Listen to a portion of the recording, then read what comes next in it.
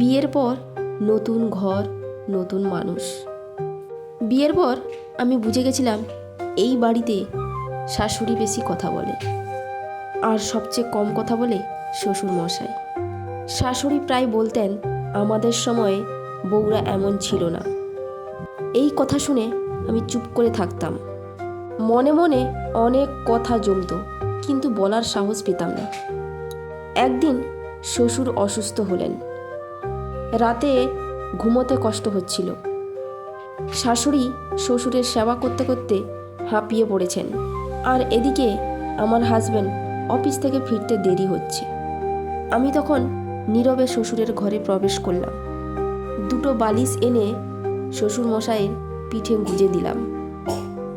গরম জল ও ওষুধ নিয়ে পাশে বসে রইলাম। শ্বশুর ধীরে ধীরে বলছেন, তোমার মা কি ভালো আছেন? এই প্রথম তিনি এমন করে কথা বললেন। আমি একটু হেসে বললাম, হ্যাঁ ভালো আছেন। পরের দিন সকালে শাশুড়ি দেখলেন শ্বশুর মশাই ভালো আছেন এবং শান্তিতে ঘুমাচ্ছেন।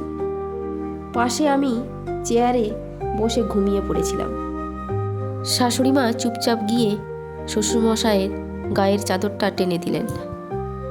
সেদিন দুপুরে খাওয়ার সময় শাশুড়ি মা বলে উঠলেন, আজকে তরকারিটা খুব সুন্দর হয়েছে।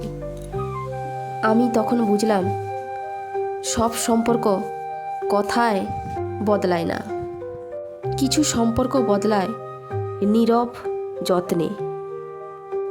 দুটো বালিশের মতোই ছোট্ট জিনিস, কিন্তু বড় ভরসা। তো বন্ধুরা, গল্প করতে করতে আমরা সেদিনকে বেরিয়ে পড়েছিলাম স্পেন্সারে যাওয়ার জন্য। তো আমরা সেদিনকে স্কুটিতে যাইনি, কারণ ঈশা চাইছিল অটোতে যাবে। সেই জন্য আমরা অটোতে চড়ে গড়িয়াহাটের স্পেন্সারে চলে গেছিলাম। স্পেন্সারে অনেক রকমের ভ্যারাইটি খাওয়ার, দেখো কত সুন্দর সব কিছু জিনিস আছে। আমি ঈশার জন্য কিছু ড্রাই ফ্রুট নিয়েছি, কারণ ও বিকেলবেলা একটু খেতে চায়, সেই জন্য আমি সেইগুলো নিয়েছি, আর বেশি কিছু নিইনি।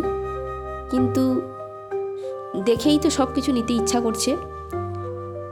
একটু ঘোরাঘুরি হয়ে গেল। সবসময় যে কেনাকাটা করতে হবে তার কোনো মানে নেই। যখন যেটা প্রয়োজন আমার মনে হয় সেটাই কেনা উচিত। এমনি জবতব খরচা করা উচিতও নয়।